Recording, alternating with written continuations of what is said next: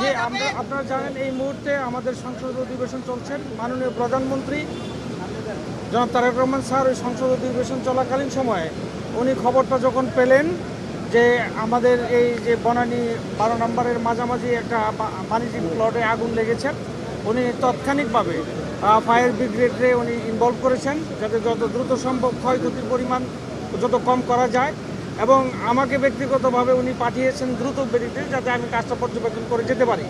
আমার সাথে আসছেন ওনার বিশেষ কর্মকর্তা যিনি উনি আমার সাথে আসছেন, এবং উনি সাথে একজন ডাক্তারও পাঠিয়েছেন, ওনার ব্যক্তিগত ডক্টর আমানুল্লাহ উনিও এসেছেন। আমরা অ্যাম্বুলেন্সও রেডি রেখেছি যে এসে যাতে দ্রুত আমরা ক্ষয়ক্ষতির পরিমাণটা যতটুকু কম করা যায় সেই ব্যাপারে খেয়াল রাখার জন্য। তো আলহামদুলিল্লাহ আমরা যতটুকু খবর পেয়েছি এই মুহূর্তে আগুন নিয়ন্ত্রণে আছে, এবং আপনার খুব সম্ভবত ওখানে কোনো লোকজন নেই।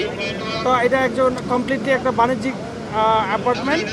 তো এখানে কিছু কাপড়ে আগুন লেগেছে এবং ফায়ার ব্রিগেড যথাসাধ্য চেষ্টা করে যাচ্ছেন যে এগুলো যত দ্রুত রিজলভ করা যায়।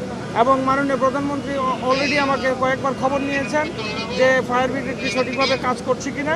তো উনি সার্বক্ষণিক তদারকি রেখেই আপনি এটা যাতে আমাদের দ্রুত সম্ভব এই ক্ষয়ক্ষতির পরিমাণ কম রেখে আমরা যাতে এটা প্রবলেম সলভ করতে পারি আর কি।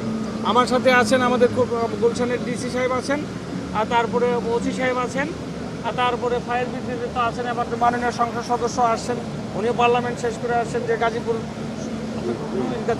2 থেকে যে মঞ্জুরুল কাদের রনি ভাইও আসছেন। তো আমরা এখানে দেখে অবজারভেশন করতেছি, এবং আমরা অ্যাম্বুলেন্স থেকে শুরু করে যাবতীয় জিনিস আমরা প্রস্তুত রেখেছি, হসপিটালও আমরা প্রস্তুত রেখেছিলাম, মাননীয় প্রধানমন্ত্রী নির্দেশ দিয়েছিলেন।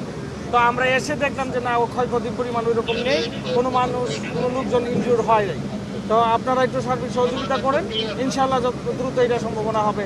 আর মাননীয় প্রধানমন্ত্রীকে আমরা অসংখ্য ধন্যবাদ জানাই যে উনি খুব দ্রুত সহিত আমাদেরকে ইনস্ট্রাকশন দিয়েছেন, এবং আমরা যথাযথভাবে পালন করার চেষ্টা করে যাচ্ছি। মিডিয়া কর্মীদেরকে ধন্যবাদ, থ্যাংক ইউ।